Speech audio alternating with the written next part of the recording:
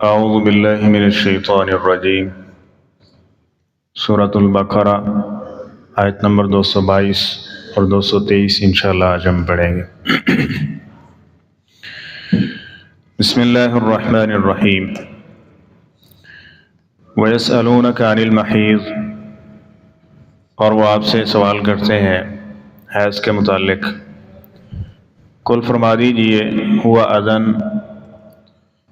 یہ ایک تکلیف دہ مرحلہ ہے۔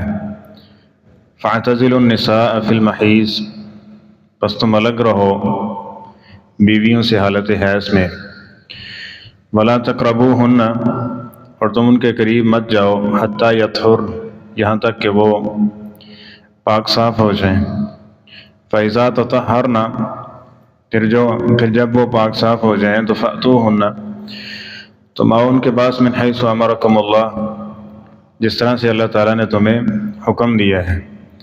ان اللہ یحب التوابین، بے شک اللہ تعالیٰ محبت رکھتے ہیں توبہ کرنے والوں سے۔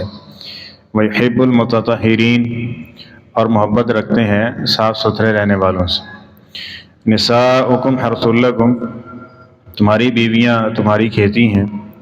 فأتوا حرثکم، تو پس تم اپنی کھیتی میں آؤ، انا شئتم، جیسے چاہو۔ وقدموا لانفسکم، اور تم اپنے لیے آگے بھیجو۔ واتقوا اللہ، اور اللہ تعالیٰ سے ڈرو۔ واعلموا، اور جان رکھو، انکم ملاقوہ، یقیناً تم اس سے ملنے والے بھی ہو۔ وبشر المؤمنین، اور جو مومن ہیں ان کو خوشخبری سنا دیجیے۔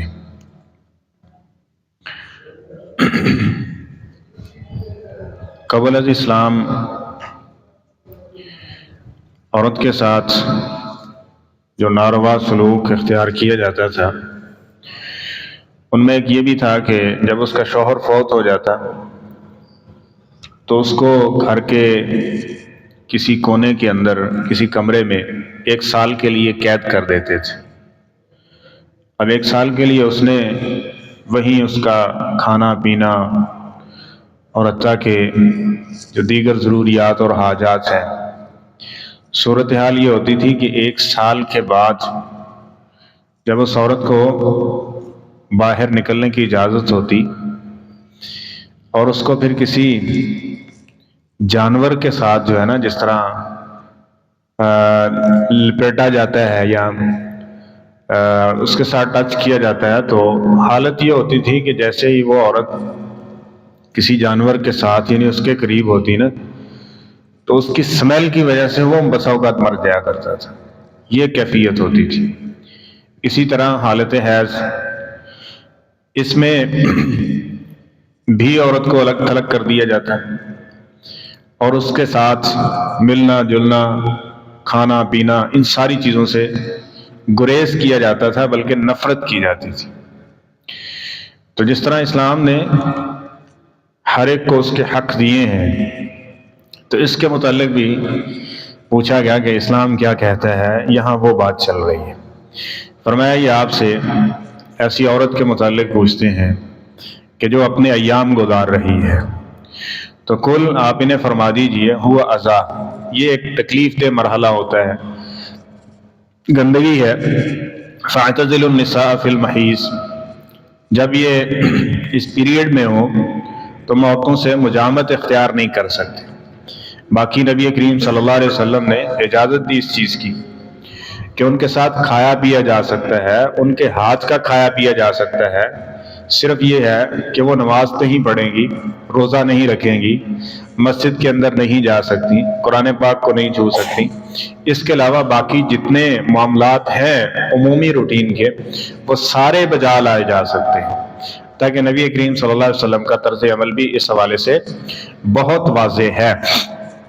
تو جو پہلے ایک عورت کو اس حالت میں کہ وہ ایک تکلیف دہ مرحلے سے بھی گزر رہی، اور اس کے ساتھ جو ان کے گھر والوں سے ایک رویہ ہوتا تھا کہ اس کو ایک منحوس جاننا اور الگ تھلگ اس کو کر دینا، یہ بھی ایک جو بری رسم تھی اس کو ختم کر دیا گیا۔ اور اس کے ساتھ فرمایا کہ لا تقربوهن حتى يطهرن، مقاربت نہیں ہو سکتی یہاں تک کہ یہ وقت گزر جائے۔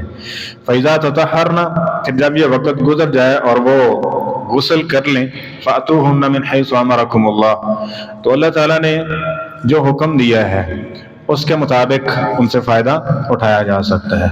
مطلب یہ ہے کہ اس میں بھی شریعت کا جو بنیادی علم ہے نا وہ ہونا ضروری ہے۔ مرد و خواتین کے لیے ان بنیادی تعلیمات کا ہونا بھی ضروری ہے۔ بس اوقات ان چیزوں کے نہ ہونے کی وجہ سے بہت سارے حرام کا ارتکاب بھی کرتے ہیں۔ مثلا حالت حیض میں اگر کوئی شخص مقاربت کرتا ہے تو نبی کریم صلی اللہ علیہ وسلم نے فرمایا اس کو نصف دینار یا 1 دینار صدقہ کرنا پڑے گا۔ اب یہ 2 حدیثیں ہیں۔ نصف دینار یہ ہے کہ اگر وہ اختتام کی طرف ہے تو اس وقت نصف دینار ہے، شروع میں ہے یا بھی یہ پیریڈ چل رہا ہے تو اس وقت اگر کوئی مقاربت کرتا ہے تو اس کو 1 دینار جو ہے وہ صدقہ کرنا پڑے گا۔ اب 1 دینار کو لے لیں گے تو آج کل کی تقریباً قیمت کے مطابق وہ 80-90 ہزار کے لم سم یہ قیمت بنتی ہے۔ اتنا اس کو کیا کرے گا، اس کے لیے صدقہ کرنا ضروری ہے اگر وہ اس پیریڈ کے اندر جو ہے وہ مقاربت اختیار کرتا ہے۔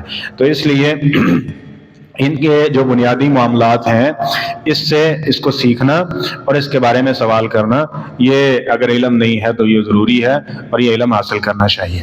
ان اللہ یحب التوابین، باقی طہارت، صفائی، کمی کوتاہی ہو تو اس پہ توبہ، ٹھیک ہے، ایسے جو جن میں یہ صفات ہیں کہ وہ توبہ کرنے والے ہیں، کمی کوتاہی ہوگی اس معاملے پر تو اللہ تعالیٰ ایسے لوگوں سے محبت رکھتے ہیں۔ ویحب المتطہرین، اور صفائی پسند ہے، ستھرائی پسند ہے، یعنی حالت حیض ہے اس میں مقاربت یہ صفائی کی علامت نہیں ہے، یہ ایک بری چیز ہے، لہذا اس سے بچنا چاہیے۔ نساؤکم حرث لکم، آگے ذکر فرمایا کہ یہ عورتیں تمہارے لیے اسی طرح ہیں جس طرح ایک بندہ کھیتی ہے، کاروبار، اس سے ایک فائدہ اٹھاتا ہے تو اس سے بھی تم فائدہ اٹھا سکتے ہو، جس طرح اس میں کچھ حلال و حرام رکھے گئے ہیں کہ یہ کاروبار ہے، یہ ایسے ہے ویسے ہے، ان میں کچھ چیزوں کو حرام رکھا گیا ہے اور نفع اٹھانے کی بہت ساری چیزوں کو حلال قرار دیا گیا۔ اسی اعتبار سے یہاں بھی کچھ چیزیں حرام ہیں اور کچھ چیزوں کو جو ہے وہ حلال کر دیا گیا ہے۔ تو فَأْتُوا حَرْثَكُمْ أَنَّىٰ شِئْتُمْ وَقَدِّمُوا لِأَنفُسِكُمْ، اور اس سے مراد یہ ہے کہ تم اپنی یعنی عورتوں سے مقاربت کر سکتے ہو، اپنی بیویوں سے جس طرح تم چاہو، یعنی یہ ایک چاہت کے مطابق ہے، لیکن وہی اصول یہ ہے کہ وہ جائے ولادت ہے، جائے ولادت ہے۔ اس کے علاوہ اگر کوئی اور منفعت سے مقاربت ہے تو اس کو حرام قرار دے دیا گیا ہے۔ وَقَدِّمُوا لِأَنفُسِكُمْ، اور اپنے لیے آگے بھیجو، اپنے لیے آگے بھیجو۔ اس میں یہ ہے قَدِّمُوا لِأَنفُسِكُمْ کہ اس میں بھی جس طرح نبی کریم صلی اللہ علیہ وسلم نے فرمایا، ایک شخص فرمایا کہ اپنی بیوی سے مقاربت کرتا ہے تو اس پر بھی اس کو اجر ملتا ہے، فرمایا اجر ملتا ہے، اگر وہ گناہ کرتا تو گناہ نہیں ملنا تھا، گناہ ملتا ہے نا۔ تو اگر وہ ایک حلال راستہ اللہ تعالی نے رکھا ہوا ہے اس کو اختیار کرتا ہے تو اس پر بھی اس کے لیے اجر ہے۔ دعا ہے نبی کریم صلی اللہ علیہ وسلم نے سکھائی ہے، وہ یاد ہونی چاہیے۔ اور اسی طرح قدموا لانفسکم کے اندر جو حصول اولاد ہے اس کا ذکر کیا گیا ہے کہ یہ اس سے مراد ہے، اور باقی یہ جو 2 تعلیمات ہیں یہ سامنے ہو۔ واتقوا اللہ، اور اس معاملے میں اللہ تعالیٰ سے ڈرتے رہو۔ ایک تو یہ ہے کہ جو حدود ہیں یہ اللہ کی حدیں ہیں، اللہ کی حدیں ہیں، اور حدوں کو پھلانگنے والے کے بارے میں نبی کریم صلی اللہ علیہ وسلم نے فرمایا یہ جو اللہ کے مقرر کردہ حدود ہیں، ٹھیک ہے، ان کو جو پھلانگتا ہے اس کے اوپر اللہ کی لعنت ہے۔ یہ اتنا بڑا معاملہ ہے، بس اوقات اس کو کچھ بھی نہیں سمجھا جاتا، تو اس معاملے میں کہا گیا تم اللہ تعالیٰ سے ڈرو، اگر شریعت کے موافق رہیں گے تو اس پر اس کو اجر ملنے والا ہے۔ اور ساتھ میں فرمایا کہ وَاعْلَمُوا، تمہیں یہ علم ہونا چاہیے، أَنَّكُمْ مُلَاقُوهُ، تم نے اللہ کے سامنے پیش ہو کے اپنی زندگی کا حساب و کتاب بھی دینا، یعنی عورت کے ساتھ ظلم و جبر نہیں ہونا چاہیے جس طرح کے سابقہ معاشرے میں ہوتا تھا، اس کو ایک بھیڑ بکری کی مانند سمجھا جاتا تھا۔ اور اسی طرح جو حدود اللہ ہیں، جو اللہ کے حق ہیں، ان کے اندر بھی کمی کوتاہی نہیں ہونی چاہیے۔ وبشر المؤمنین، اور آگے فرمایا کہ جو شخص مومن بن جائے، ایمان لے آئے، ان باتوں کو تسلیم کر لے تو ایسے لوگوں کے لیے خوشخبری ہے یہاں بھی اور آخرت کے اعتبار سے بھی۔ اللہ تعالی ہم سب کو صحیح معنوں میں قرآن و سنت سمجھ کے اس کے موافق زندگی بسر کرنے کی توفیق نصیب فرمائے۔